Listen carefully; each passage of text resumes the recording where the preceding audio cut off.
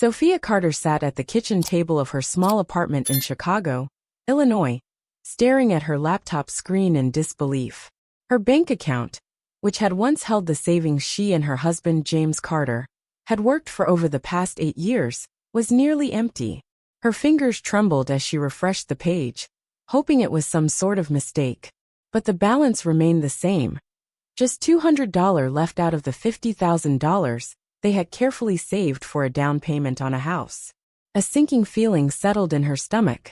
James had access to their joint account, but he had never done anything suspicious before. Or had he?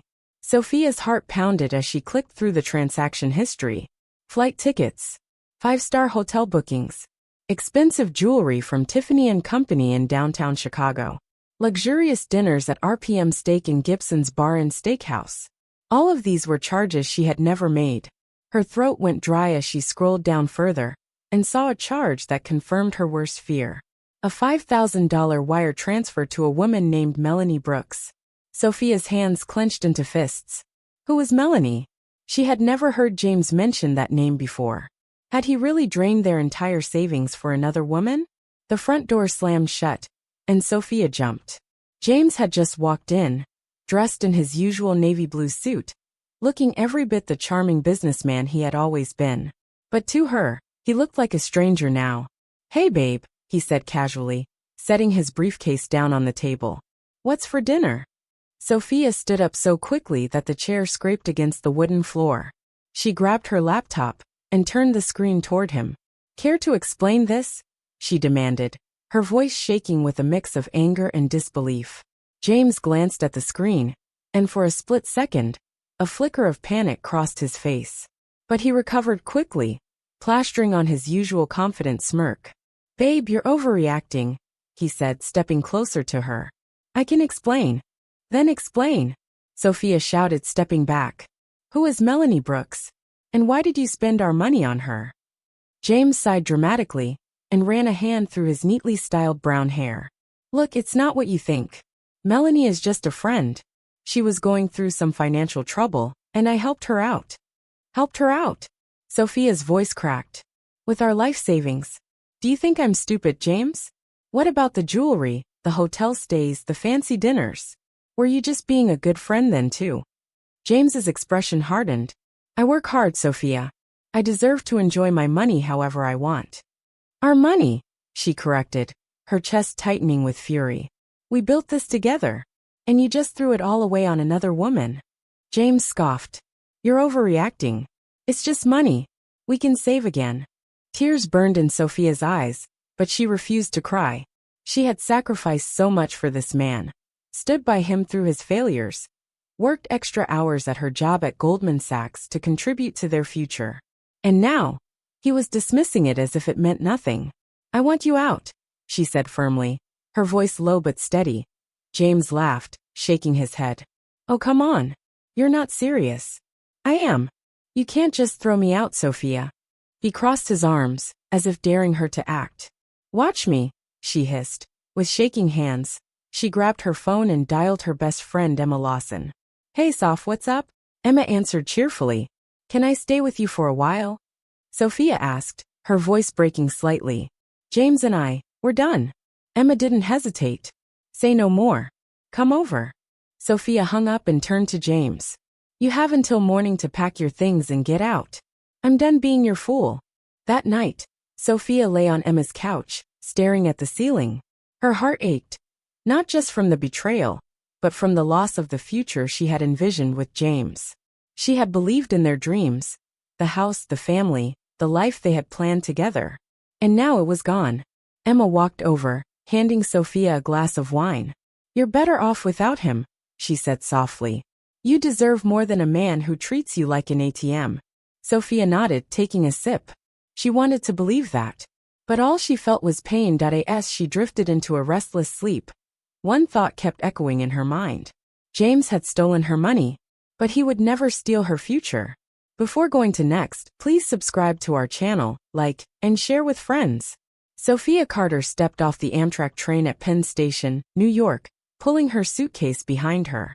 The cold December air bit at her cheeks as she walked out into the bustling city streets. the towering skyscrapers making her feel small. But she wasn't here to feel small. She was here to rebuild her life. After James' betrayal, she had packed up and left Chicago, determined to start over. She had no job, no savings, and no clear plan.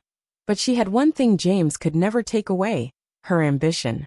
She had always dreamed of working at a top investment firm, and New York City was the perfect place to do it. With her degree in finance and years of experience at Goldman Sachs, she was confident she could land a position. Her best friend Emma Lawson had connected her with an old college friend, David Mitchell, who worked at BlackRock, one of the biggest investment management firms in the world. He had agreed to meet her for coffee the next morning. For now, she just needed a place to stay.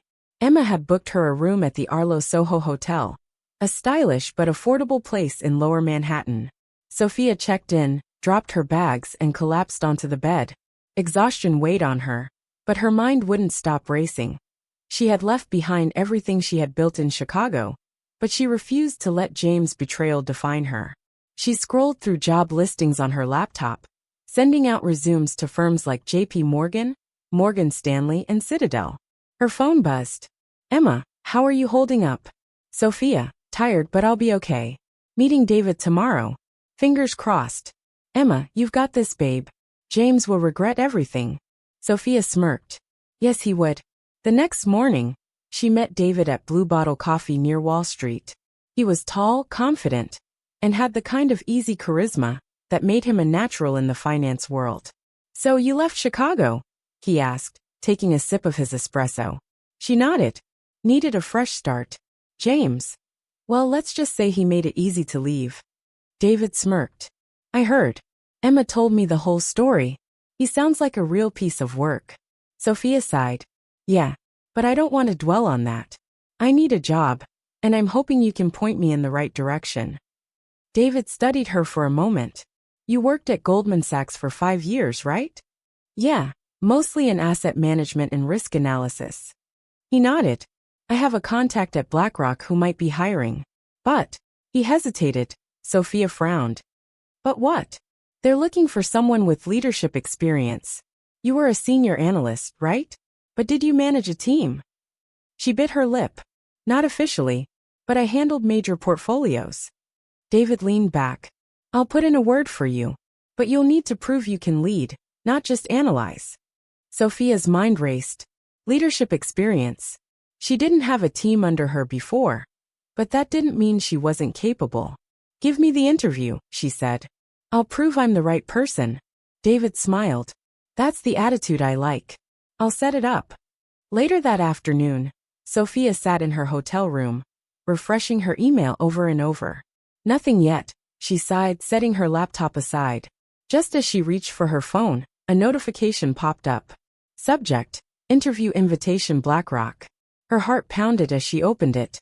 Asterisk: Dear Ms. Carter, we were impressed with your resume and would like to invite you for an interview for the position of Vice President of Asset Management. The interview is scheduled for Wednesday at 10 a.m. at our Manhattan office. Please confirm your availability. Asterisk. Vice President. Her stomach flipped. This was bigger than she expected. She quickly typed a response. Thank you for the opportunity. I confirm my availability and look forward to the interview. After hitting send, she let out a deep breath. This was her chance. She wasn't just starting over. She was about to level up. That night, she met Emma for dinner at Carbone, a high-end Italian restaurant in the West Village. You got an interview for vice president? Emma nearly choked on her wine. Girl, that's huge. Sophia grinned. I know, but now I need to prove I can do it. You can, Emma said firmly. You were always the smartest person in our class. As they ate, Sophia's phone buzzed. A number she didn't recognize. She hesitated before answering. Hello. Hey, sophomore.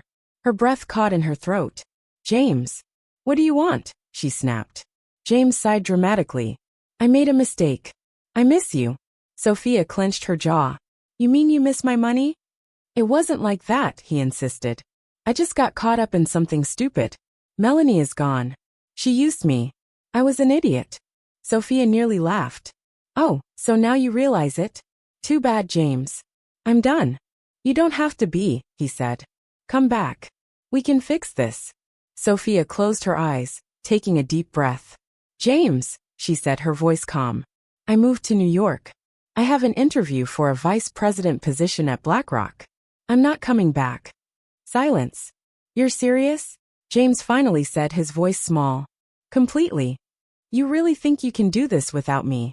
She smiled. I know I can. And with that she hung up. Emma raised an eyebrow. That was him, wasn't it?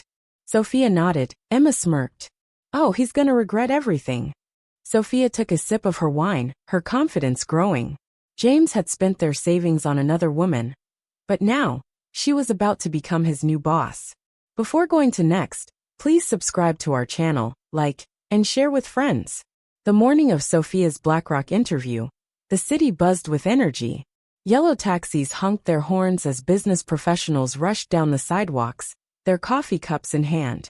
Sophia, dressed in a sleek navy blue blazer and tailored slacks, stepped out of her Uber in front of BlackRock's headquarters at 55 East 52nd Street, Manhattan. She took a deep breath, steadying herself. This wasn't just a job interview. This was her comeback.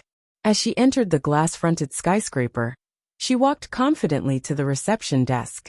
Hi, I'm Sophia Carter. I have an interview with Mr. Anderson at 10 a.m. The receptionist smiled and nodded. Please take a seat. He'll be with you shortly. Sophia sat in the waiting area, smoothing her hands over her lap. Around her, sharp-dressed professionals moved briskly, their conversations filled with terms like market trends, asset management, and risk assessment. This was her world, and she was about to reclaim it. A few minutes later, a tall, well-dressed man in his mid-50s approached. Sophia Carter? She stood, shaking his hand firmly. Yes, sir. Nice to meet you. I'm Richard Anderson, Managing Director of Asset Management. Follow me. She walked beside him, as they entered a sleek conference room, with a panoramic view of Central Park. 3 other executives were already seated. Let's get started, Richard said, gesturing for her to take a seat. They dove straight into questions. Tell us about a time you managed a high-risk portfolio. How do you handle financial downturns? What would you do if a multi-billion-dollar client was about to pull their investment? Sophia answered confidently, pulling from her years at Goldman Sachs. She discussed complex cases, strategic decisions, and even a time she saved a major client's portfolio from a 20% market loss. The panel seemed impressed. Then came the curveball. Richard leaned forward. Sophia, you have excellent experience, but this is a leadership role. Can you explain why you're ready to manage a team? This was it. The moment that would decide everything. Sophia took a deep breath. Leadership isn't just about managing people. It's about inspiring them, she said. At Goldman, I didn't have an official leadership title, but I led in every way that mattered. I mentored junior analysts, developed risk strategies, and handled high-pressure situations with clarity. Leadership isn't given. It's earned through trust and performance. And I've done that. The room was silent for a moment. Then Richard smiled. That's the answer I was looking for. After an intense 90-minute interview, Richard stood and shook her hand. Sophia, you're impressive. We have other candidates, but I can already tell. You're exactly what we need. She held her breath. I'll be in touch soon, he said. She walked out of the office feeling a mix of excitement and nerves. Had she done enough? That night, back at her hotel, she replayed every detail of the interview. Her phone buzzed. An email. Subject: BlackRock job offer, Vice President of Asset Management. Her hands trembled as she opened it. Asterisk: Dear Ms. Carter, we are pleased to offer you the position of Vice President of Asset Management at BlackRock, effective immediately.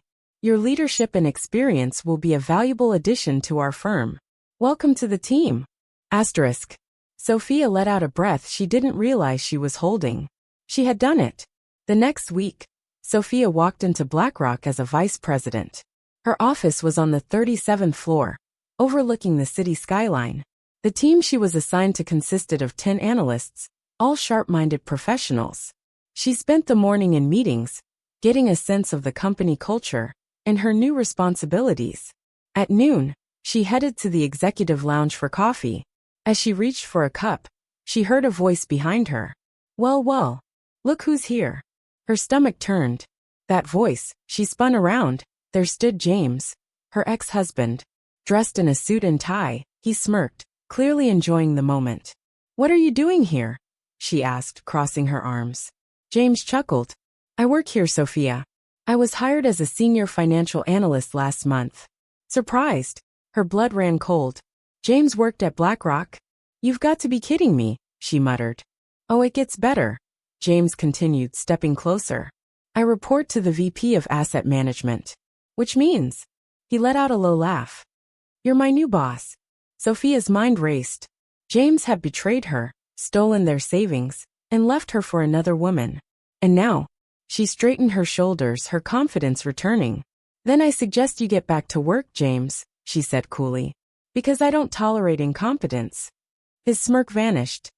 See you at the team meeting at 3 p.m., she added before walking away. Her new life had just begun, and James was about to regret everything. Before going to next, please subscribe to our channel, like, and share with friends. Sophia sat at her new desk on the 37th floor of BlackRock's headquarters in Manhattan, staring at the city skyline through the floor-to-ceiling windows. It had been 3 days since she'd started her new role as Vice President of Asset Management, and every moment felt surreal. Not only had she secured one of the most powerful positions in the company, but she had also found herself in an unexpected situation. Her ex-husband, James, now worked under her as a senior financial analyst. A man who had drained their savings for another woman was now answering to her. Fate truly had a twisted sense of humor. At 3 p.m., Sophia walked into the conference room, where her team was already seated. The analysts, all dressed in crisp business attire, murmured softly among themselves. James sat at the far end of the table, looking confident, until she stepped in. She placed her folder on the table and looked around the room.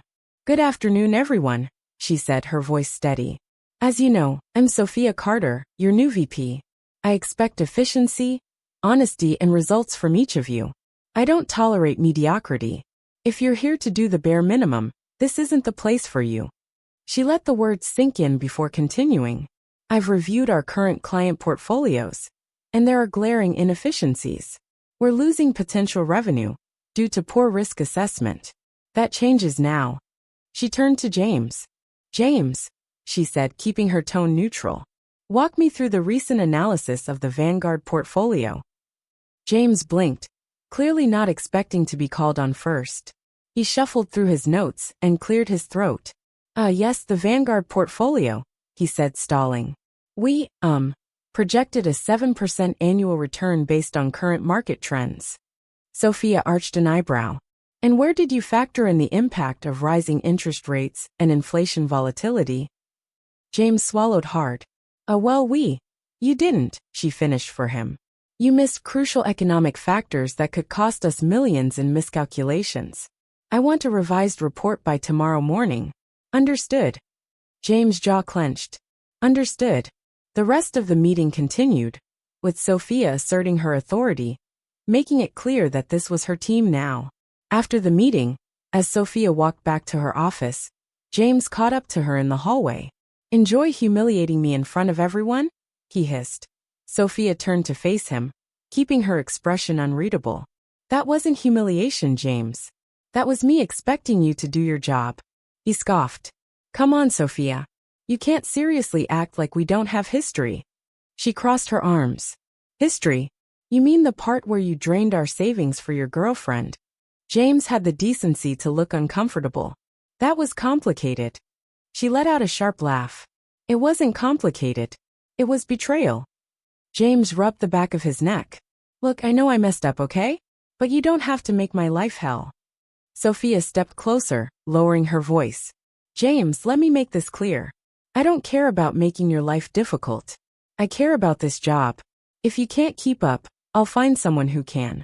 With that, she turned and walked away, leaving James standing there fuming.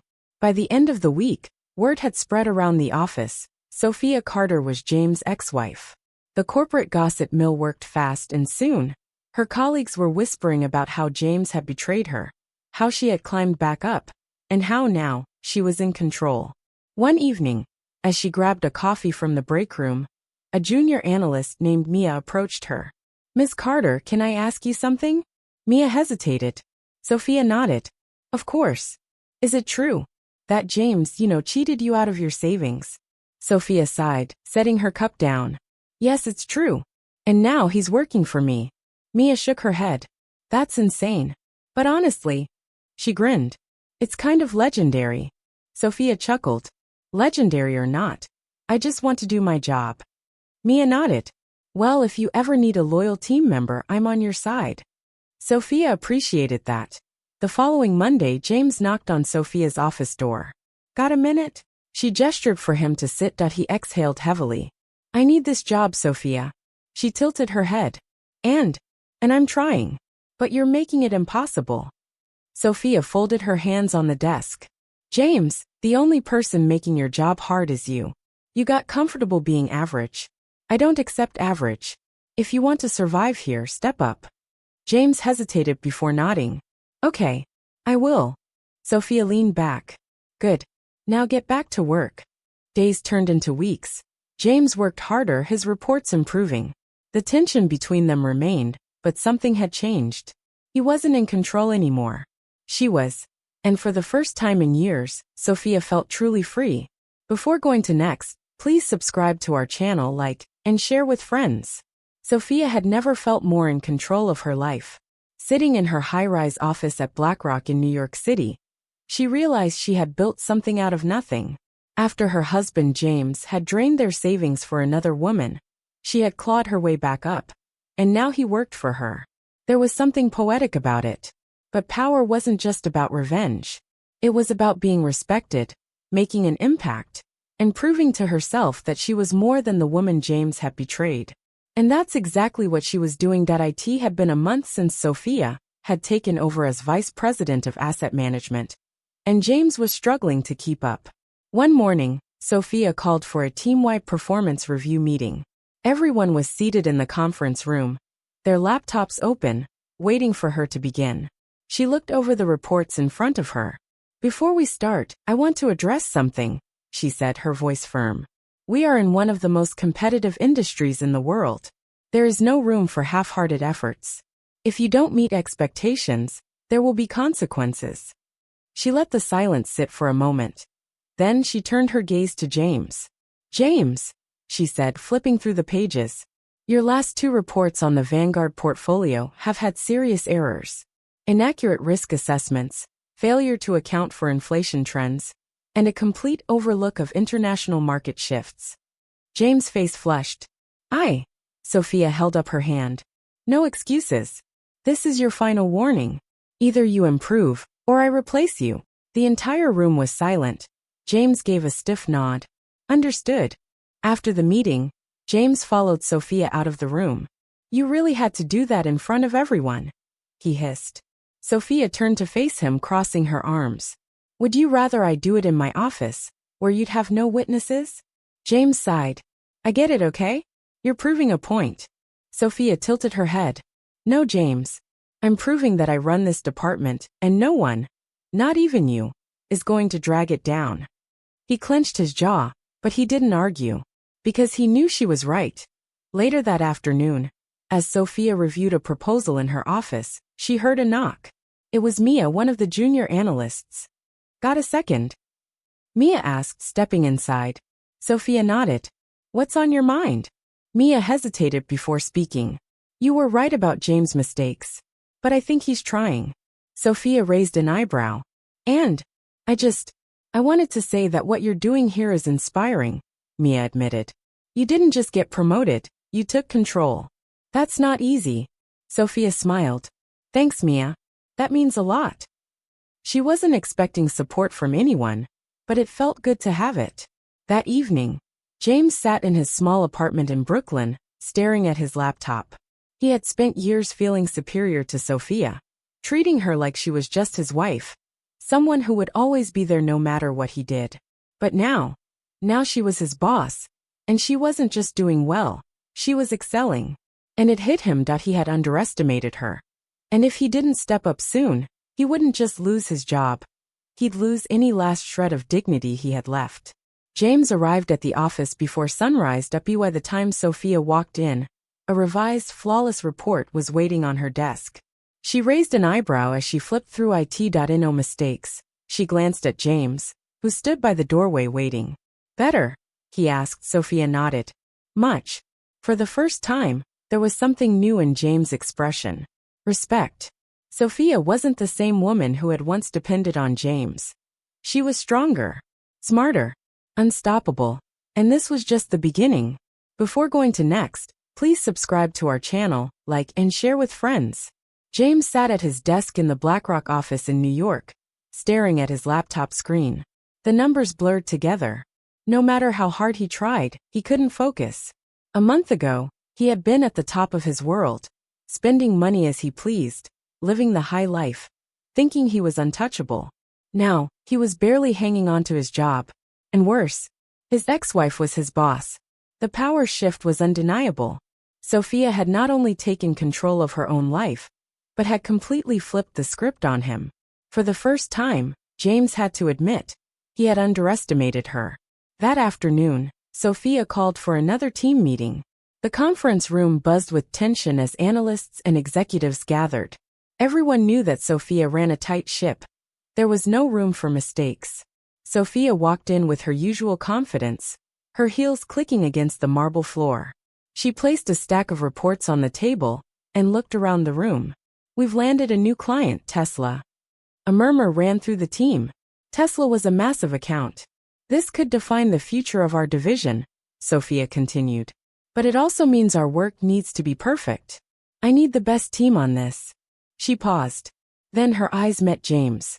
James, she said, you'll be the lead on this project. The entire room went silent. James swallowed hard. He hadn't expected this. After the meeting, James approached Sophia in her office. You gave me the lead? He asked, still trying to process it. Sophia didn't look up from her laptop. You want to prove yourself, don't you? James hesitated. Yes. Then don't screw this up, she said simply. James felt a strange mix of emotions. He had once held the power in their relationship. Now, she was giving him a chance he didn't deserve. Would he rise to the challenge? That evening, James found himself walking past a familiar cafe in Brooklyn, one where he and Sophia used to go when they were still in love. For the first time in years, guilt hit him like a train. He had destroyed their marriage. And for what? A temporary thrill. A woman who had left him the moment his money was gone. Now Sophia was the one in control. She was thriving without him. And he was barely surviving. For the first time in years, James put in real effort. He worked long nights, researching Tesla's financial trends, analyzing their stock movements, and crafting a solid strategy. By the time the deadline approached, James had created one of the best proposals of his career. On the day of the presentation, Sophia watched from the back of the boardroom as James spoke with confidence, answering questions from Tesla's executives with precision. And by the end of the meeting, Tesla signed the contract. James had done it. That evening, as the office emptied out, James found himself standing outside Sophia's office door. He knocked. Come in, she said. James stepped inside. Tesla signed. Sophia nodded, closing her laptop. I know. You did well. James hesitated. I just wanted to say thank you for giving me the chance. Sophia studied him for a moment. James, this isn't about giving you a chance. It's about business. If you're good at your job, you stay. If you're not, you go. James nodded, but he saw something in her eyes. A flicker of the past, a hint of the woman he had once loved. And for the first time, he wondered, was there still a way to fix things? Before going to next, please subscribe to our channel, like and share with friends. James sat at his desk, staring at the email notification on his screen.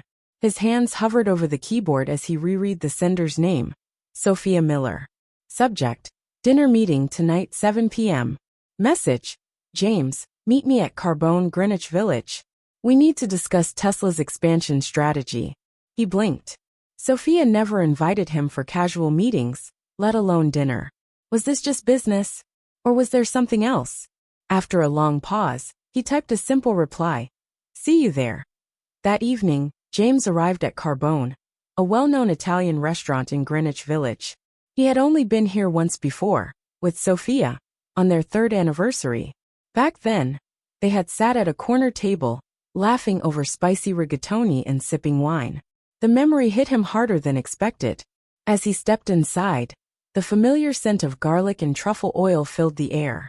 He spotted Sophia seated near the window, dressed in a navy blue blazer. She looked up as he approached. "Right on time," she said, closing a file folder. James pulled out a chair and sat across from her. "What's this about?" She handed him a document. "Tesla wants to expand operations in Texas and Florida, but they're looking for an investment partner. Our job is to pitch why BlackRock is their best option." James nodded, scanning the document. "And you wanted to discuss this over dinner?" Sophia sipped her wine. "I figured we could have a decent meal while working. Or would you rather sit in a cold conference room?" James smirked. "No complaints here." As they discussed the strategy, the conversation slowly shifted from business to personal. "You've changed, James," Sophia said suddenly. He looked up from the document. "For better or worse?" She exhaled. "You're taking things seriously now. You didn't used to." James set his fork down. "I was an idiot back then, Sophia. I messed up. I know that now." Sophia tilted her head, studying him. "Do you really?" James leaned forward. "You think I don't regret what I did? Every single day. I wish I had made different choices." Sophia was silent for a moment. Then she sighed. "Regret doesn't change the past, James. But maybe it can fix the future," he said quietly. Their eyes met, and for the first time in years, James saw something in Sophia's expression: uncertainty. Just as the moment became tense, a voice interrupted them. Well, this is unexpected." James turned and froze. Standing near their table was Emily Carter, his former mistress. The woman he had spent their savings on. The woman who left him the moment he lost his money. Sophia's face hardened. "Emily." Emily smirked. "Didn't expect to see you two together. What's this? A romantic reunion?" James clenched his jaw. "What do you want, Emily?" She shrugged. "Just saying hi. You know, since we have history." Sophia's expression didn't change. "That's in the past. And James and I are discussing business. If you'll excuse us." Emily laughed. "Oh, Sophia. Always so professional." She then turned to James. "How's life treating you these days, James?" Still playing second to Sophia. James stood up. "We're done here." Emily smirked again, but didn't argue. "See you around." She walked away, leaving behind an uncomfortable silence. James sat down, exhaling. "Well, that was fun." Sophia tapped her fingers on the table. "You still talk to her?" "No," James said firmly. "I haven't seen her since she walked out of my life the moment I lost my money." Sophia nodded slowly. "Good." James looked at her. "Why did you agree to have dinner with me tonight?" Sophia hesitated. Then she said, "I don't know." James leaned back, a small smile forming. "That's progress." Sophia rolled her eyes.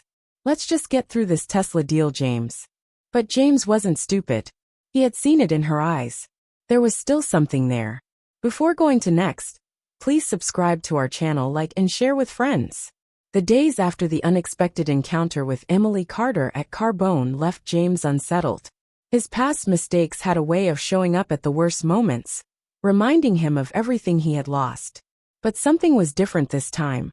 Sophia hadn't shut him out completely. BlackRock's office in Manhattan was buzzing with energy.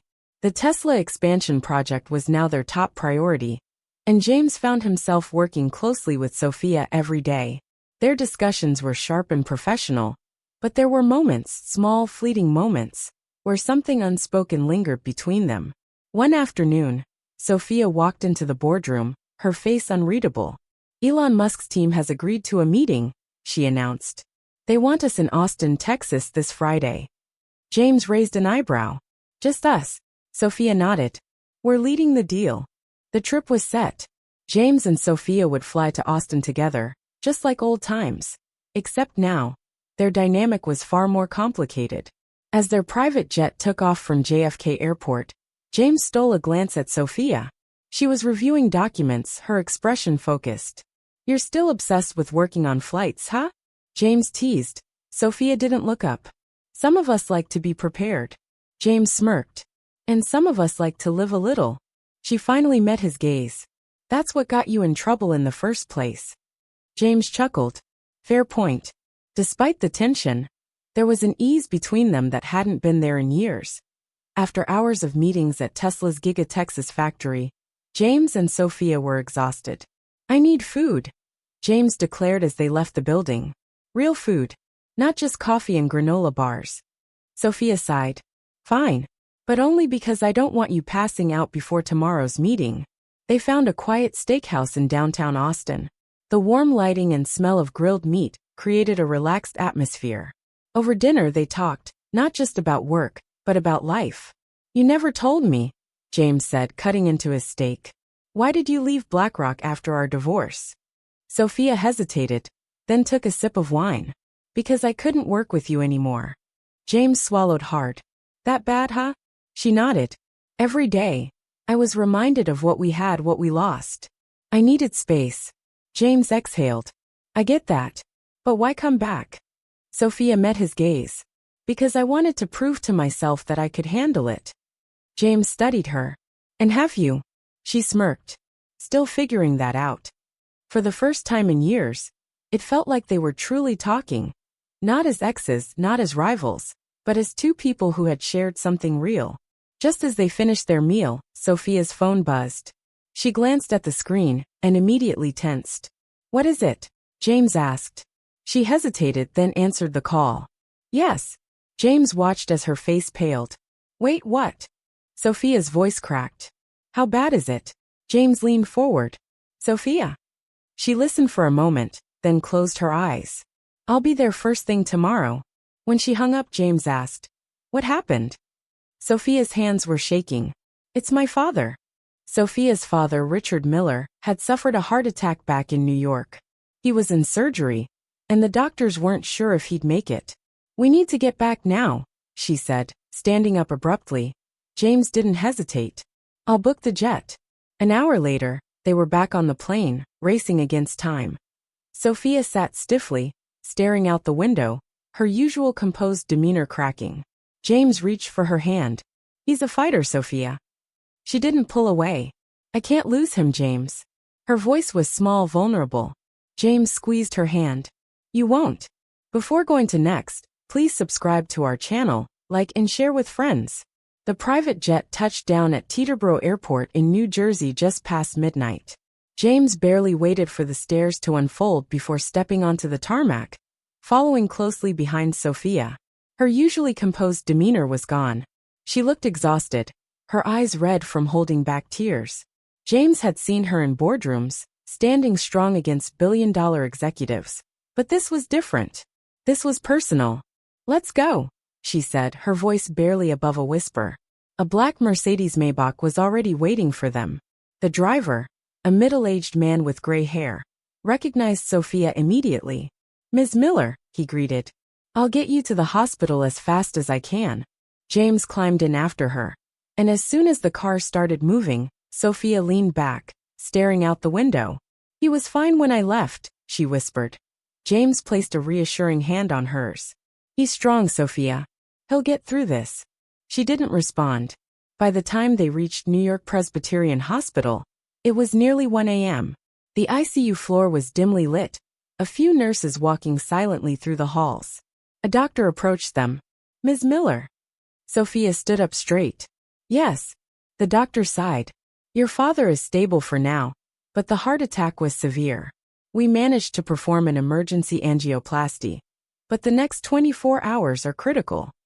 Sophia exhaled sharply. Can I see him? Only for a few minutes. James stayed back as Sophia entered the room. Through the small glass window, he could see her standing beside the hospital bed, holding her father's hand. After a while she stepped out looking drained. James met her gaze. Do you want to go home and rest? She shook her head. I'm staying here. James nodded. Then I'll stay too. She hesitated, then surprised him by saying, Thank you, James. It was the first time in years she had looked at him with something other than resentment. The hours passed slowly. Sophia sat in the waiting area, her arms crossed, deep in thought. James sat beside her. I remember when you first introduced me to your dad, James said, breaking the silence.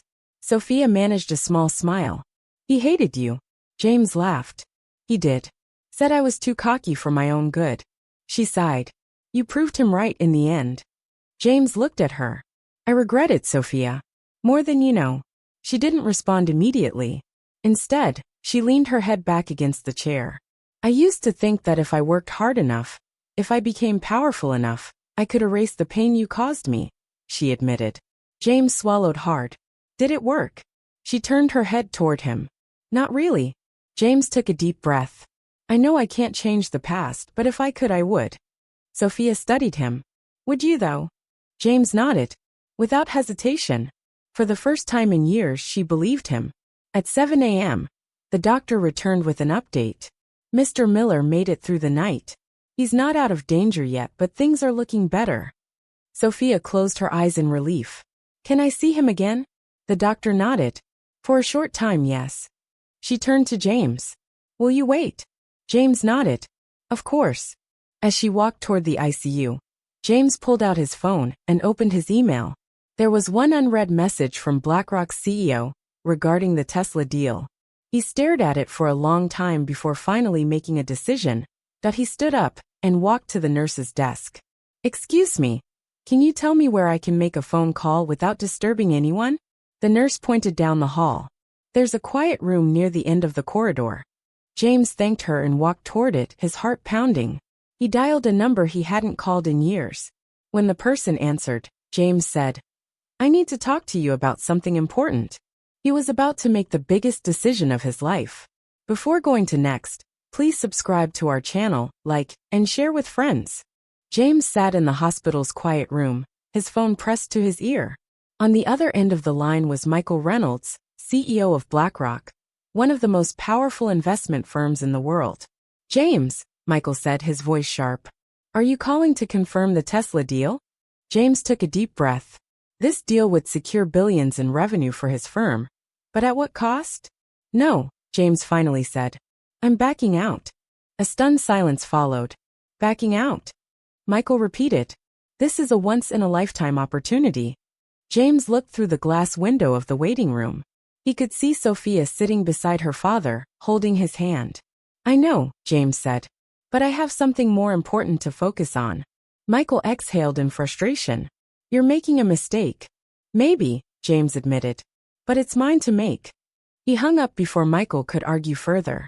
For the first time in years, he felt at peace. An hour later, Sophia found him sitting in the hospital cafeteria, staring at a cup of coffee. She sat across from him. You look deep in thought. James smirked. I just turned down the biggest deal of my career. Sophia raised an eyebrow. Why? He met her gaze. Because I realized there are more important things in life than money. Sophia studied him, searching for any sign of insincerity. She found none. For years, she had resented James for choosing wealth and power over their marriage. But now, for the first time, she saw a different man sitting in front of her. Do you regret it? She asked softly. James shook his head. Not at all. A small smile played on her lips. Later that day, the doctor allowed Sophia's father, Richard Miller, to have a brief conversation. He was still weak but conscious. Sophia sat beside him, while James stood a few feet away. I heard you were here all night, Richard said, his voice raspy. Sophia squeezed his hand. I wasn't leaving until I knew you'd be okay. Richard turned his gaze toward James. And you? James straightened. I wouldn't leave Sophia alone during this. Richard sighed. I didn't think much of you when she married you. James chuckled. I remember. But, Richard continued, I see now that people can change. James met his eyes. I'm trying. Richard nodded slightly. Good. Don't waste this second chance. Later that evening, Sophia and James walked outside the hospital. The cool New York City air brushed against them as they stood near the entrance. I never thought I'd see the day when my father actually complimented you, Sophia teased. James laughed. Miracles happen. A comfortable silence settled between them. So what now? Sophia finally asked. James took a deep breath. I don't know. But I do know one thing. I don't want to go back to the life I had before. Sophia looked at him, really looked at him. For the first time in years, there was no anger in her heart. Then don't, she said. James reached for her hand, and this time, she didn't pull away. Maybe, just maybe, they had a second chance. If you've liked this story, please subscribe to our channel, like and share with friends.